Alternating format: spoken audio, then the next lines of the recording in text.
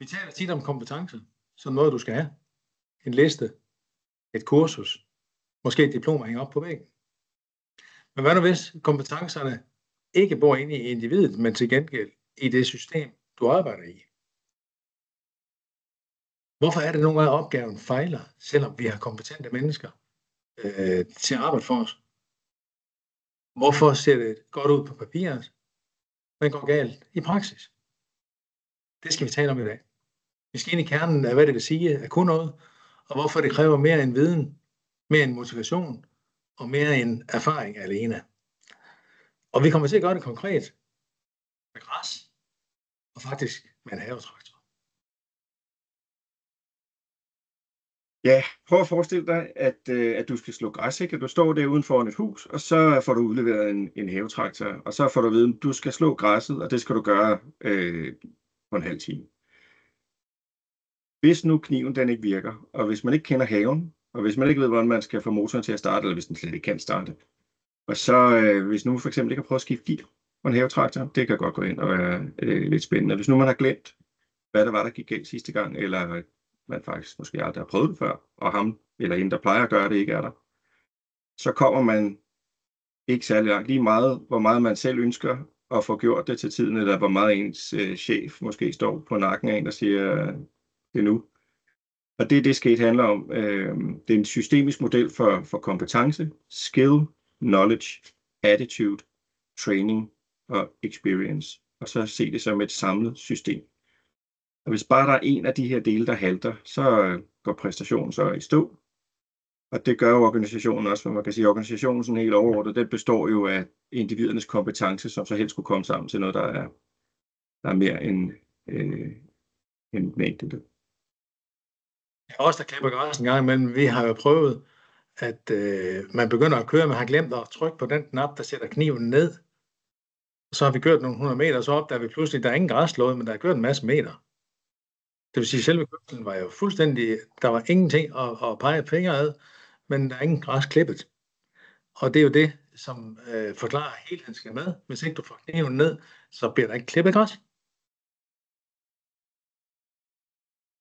Ja, det er jo fuldstændig korrekt, og man kan sige, det er jo der sammenhængen, men det nytter ikke noget, at man kun gør den ene af de ting, der skal til. Og man kan sige skill, hvis vi skal starte med den, ja, det er jo et engelsk ord, man kan sige, at det er færdighed måske, men skill i den her metafor, der taler vi om værktøjet.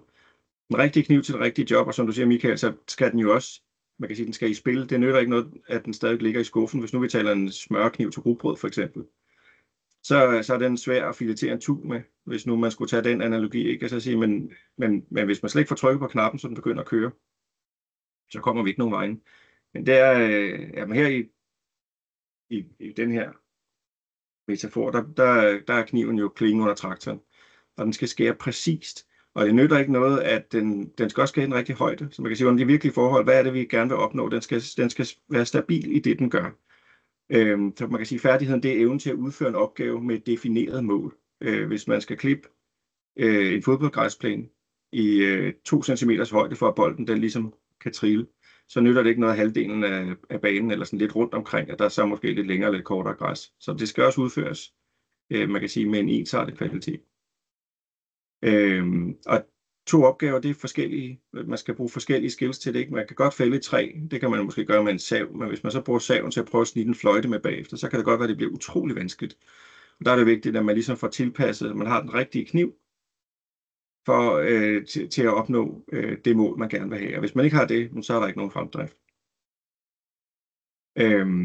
Og man kan sige, det hænger jo så sammen med den viden, som man bruger. Og i skate, der kalder vi den jo knowledge. Og det er kortet over haven, så man kan sige, hvor er det, man skal slå, hvad er ruten, hvad man skal undgå at køre ind i, det kunne være, der var en lille sø eller et eller andet. Hvor skal man dreje, og hvor kan man komme til at sidde fast? Jeg har nogle steder, i hvert fald i min have, hvor jeg godt kan komme til at sidde fast, hvis ikke jeg kører det rigtige sted. Og viden, det er ikke bare noget, man kan sige, det nytter ikke noget, man bare har læst det, og man så måske husker en hel masse ting. Det er vigtigt, at man kan frembringe det fra sin database måske, men man kan hæve det frem, når man skal bruge det. Og at man hele tiden holder det opdateret, fordi hvis vi ser på haven, jamen, så ændrer den sig. Jeg har haft en fornøjelse af, at min nabo har fældet træ ind i min have.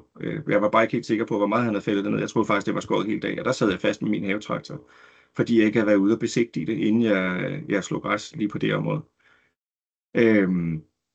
Og det er jo, man kan sige, hvis man ikke har det mentale overblik, så ender man måske med at køre lidt i cirkler, eller ja, man kan sige, worst case scenario kommer man måske til at ødelægge noget, man ikke skal køre ind over. Det kunne være ens kones nye stauder, eller man kører måske i naboens hæk. Det er måske ikke den fedeste måde at udføre sit arbejde på.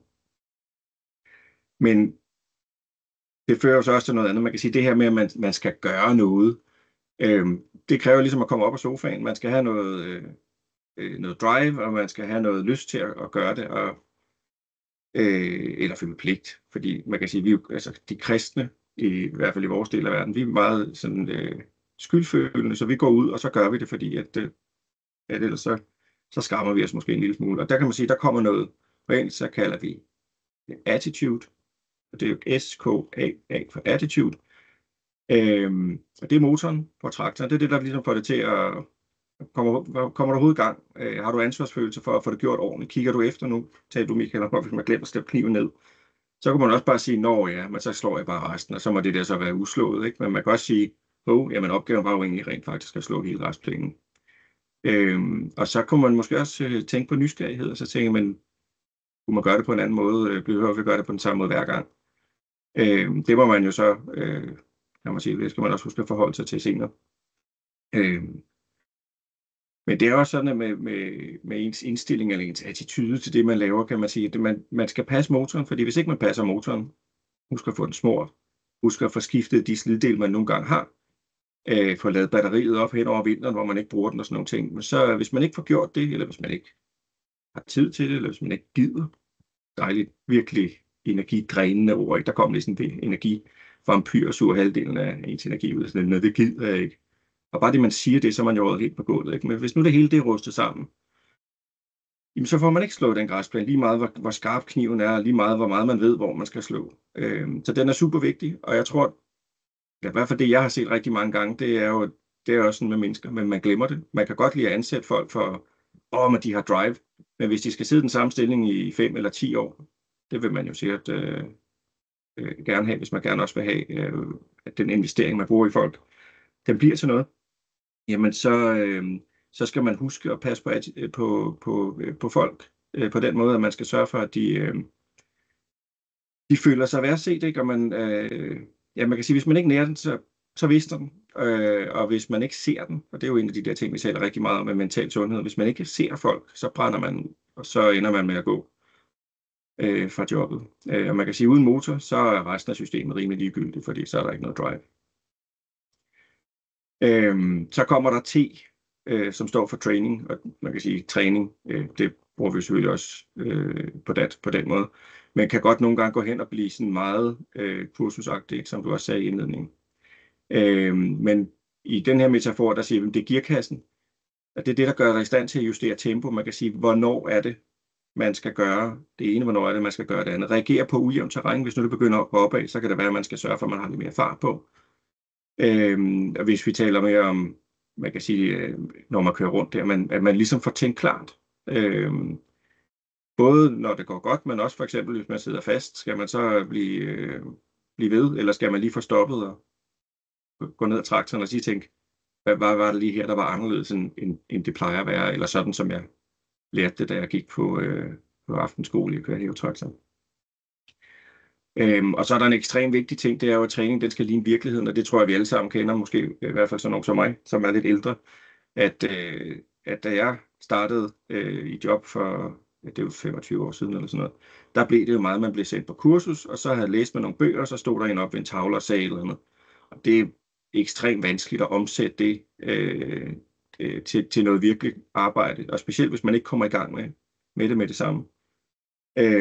Der taber man faktisk op til 80% af det, man har lært, så er det ret spildt at tage på kursus. Men det kan også handle om, at man skal lære noget, der er farligt. Man kan sige, hvis man skulle øve sig i at slukke en brand, så er det måske ikke så hensigtsmæssigt, at man skal starte en brand hele tiden, og så slukke den. Det kunne godt være, at man kunne finde på nogle andre måder at gøre det på. Men det er vigtigt, at træningen det sætter en under pres. Både tidsmæssigt, men også man kan sige, med de færdigheder, man skal bruge, og måske også variation i det. Men selvfølgelig uden, at man bliver knust, fordi det nytter ikke noget, hvis man taber modet, tilbage til attituden. Hvis man taber modet, fordi man under træning har oplevet, at det er for svært. Det er jo ikke sådan, det skal være. Men også se på for eksempel, det vil jeg godt nu lidt væk fra traktor, men for eksempel hvis man skal tale offentligt, der er der lavet masser af forskning på, hvad folk synes om det. Og det er faktisk noget, som rigtig mange tænker, det er værre at tale offentligt, end det er at dø. Og vi kender det alle sammen fra konfirmation og sådan nogle ting, ikke? Det er, jeg er ikke den store taler.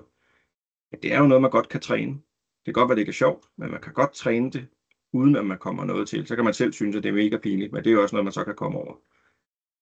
Så kan man lære at stå der og ryste, og så alligevel blive stående. Og det er jo den type træning, som vi skal finde frem til.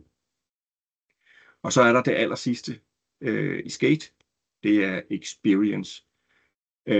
Og man kan sige, på havetraktoren, der kunne man sige, at det er jo sporen på dækkenet, det er slidet på dækkenet, man får slidt ned, så man til sidst ikke kan stå fast. Det er mærkerne på rattet. Det kan være, når jeg lige skal slå her rundt om stavtebedet, så skal jeg lige dreje den sådan lige midt imellem de der to eger på rattet, så passer det med, så har jeg en helt rigtig bue. Når jeg kører rundt, og så får jeg slået helt tæt op af stavtebedet, uden at jeg klipper stavterne, men også uden at jeg efterlader sådan 10 cm skvalderkål halvdelen af vejen. Ikke?